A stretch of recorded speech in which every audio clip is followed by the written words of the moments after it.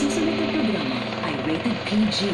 Patnubay at gabay ng magulang ay kailangan sa mga batang manonood. Gusto na sa akin si ate. May gusto na sa akin si ate. May gusto na sa akin si ate. Pati ate. Pati ate. Mas gusto ko na puro ganito ang naririnig ko. Mabuti pa, yung Shelohan case, huwag na lang natin ituloy. Lugi tayo ng malaki ron. Saka may nakita kasi akong bagong trabaho. Hindi masama ang gagawin natin this time. Siya ang pinakamasamang tao. Nagnanakaw siya gamit ang voice phishing. Huwag niyo na ako isali. Buksan mo nga. Alam ko natutuwa ka kay Sheila. Pero kapag pa rin tayo magkakilala. 3 months pa lang, di ba? 3 months. Pero tayong dalawa, 10 years. Nangako ako sa kanya. At gusto pa rin yun.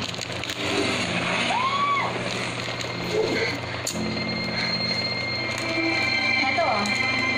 Oh, paano mo ito nakuha sa kanya? Salamat ha. Wala po yun. Manang, 10 minutes na akong nandito. Bakit bang tagal nyo? Pasensya na. Nahablot kasi ang bag ko kanina. Ikaw ulinis. Sa ibang bahay na to? Siya ba ang mama mo?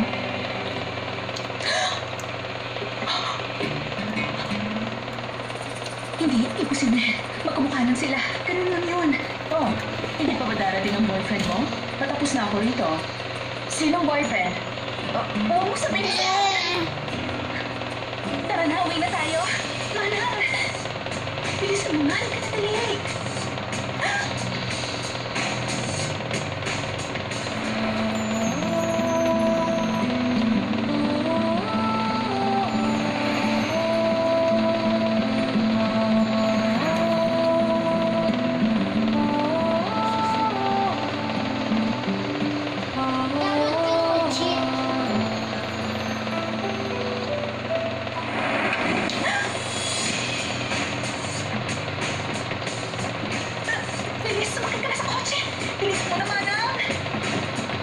Sabi mo, ginawa ko na naman. Kasi asma. Sakay na. Kaya ko naman buksan mag-isa. Nagmamadali kasi ako eh. Sige na, sakay na. Naman, gusto ko mag-cheat. Na,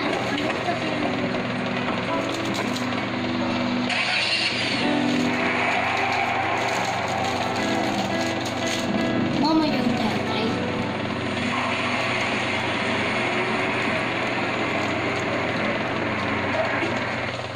Elizabeth! Hindi ko na. Alam ko kanino ka nagmana. Bakit hindi mo pa memorize yung multiplication table, ha? Nandito na kami. Okay. Hindi ko na alam kung anong gagawin ko sa'yo. Ate, sagot mo na yan, ha? Kayo ni Mana, saan ba kayo galing? Sabi mo sa akin. May anak si Mana, diba? Oo, bakit? May anak ka ba tungkol sa anak niya? Ang alam ko lang, wapong anak niya eh. At saka, graduate siya ng KAIS. Pero, wala na silang contact sa isa't isa ngayon. Ilang years na rin. Nung nakipag-divorce kasi siya, lumipat na siya ng bahay.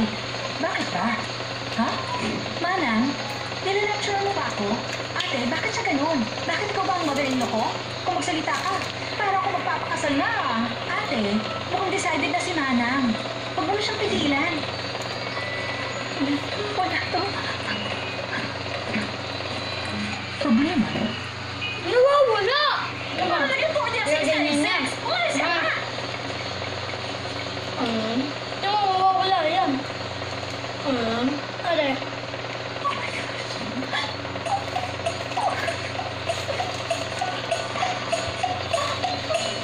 Oh my God! Bakit nandito ka sa kwarto ko? Kasi, yung bata sa picture, siya po ba ang anak niyo? Oo. Alam mo, Manang, hindi kayo makamukha ng anak ko. Alam mo, ikaw lang nagsabi sa akin yan. Sabi kasi nila kung magkakala pa. Ano lang yung charger ko dyan? Okay ka lang? May bigla lang po kasi akong naalala eh. Ang totoo niyan kasi, Manang. Manang, pwede bang tawagin kitang Mama? Ano ko? Bakit Mama? Kailan ba kita naging Mama? Naku, hindi. Hindi gano'n. di ba? Naisip ko lang na baka pwede kitang ituring na parang tunay na mama ko. Ganun lang. May sakit ka ba? Wala akong sakit. Pero dati, parang meron na akong sakit. Password mo na eh. Wala ako sa sarili ko dati. Password. Pero ngayon, matino na ang isip ko. Normal na ako. At tuyo ang lalamunan ko.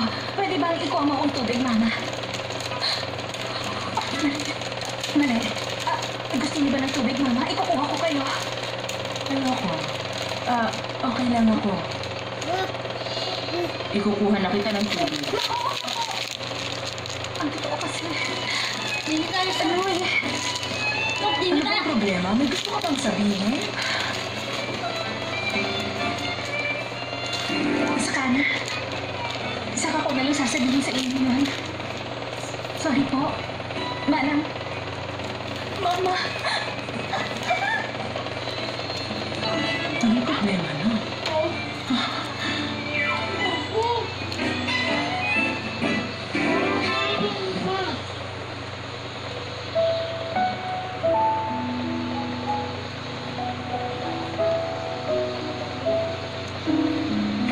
Ano nangyari sa'yo? Dati lagi mo ako pinapababa sa kwarto. Hindi mo mag-inom? Nung sumilip ako rito kanina, medyo malamig. Sa baba ka na lang kaya? Para katabi kita? Ako muna rito sa taas, ha? Ayoko. Hindi malamig. Dito ako. May gusto sana ako itanong. Hmm.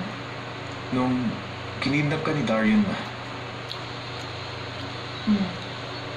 Alam mo bang kumuha siya ng drama at pinangon niya ng tubig? Bakit daw? Alam ni Darian ba? Na isa akong Serena. Sabi niya na panaginipan niya at gusto niyang malaman kung totoo yun. Pero Andre, hindi ko pwedeng sabihin yun sa'yo. Huwag na. Kung mahirap para sa'yo na sagutin, huwag mo pilitin ang sarili mo.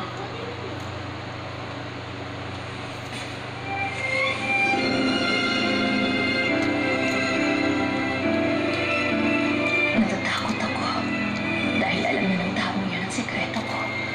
Huwag ka naman takot. Walang mangyayaring masama sa'yo. Pangako hindi na yun mauulit. Lahat ng nangyayari ng panahon na yun, hindi na ulit mangyayari.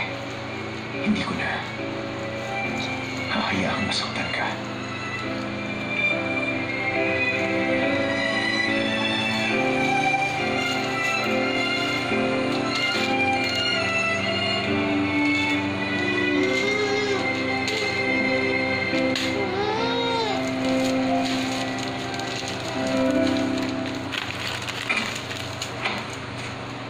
Honey.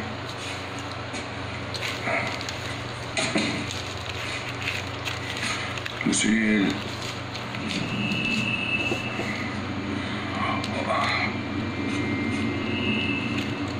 Honey.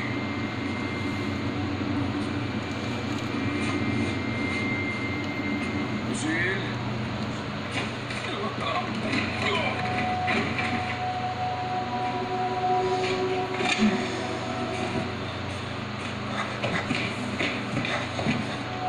Papa.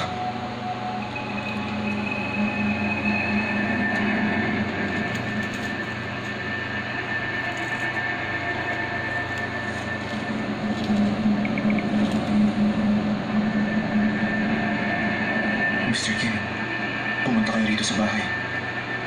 Si Papa, nag-collapse.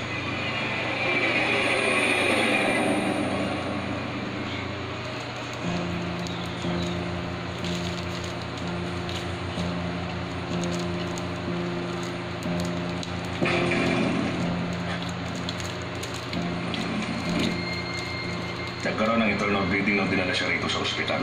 Pero okay naman na naging resulta ng surgery. Salamat po. Pwede pa rin ba siyang kumilos ng naman? Sa ngayon, kailangan mo hintayin na magkaroon siya ng malay. Saka ko lang malasabi ang magiging kondisyon niya. Sir, nahanap po kayo ng papa niyo?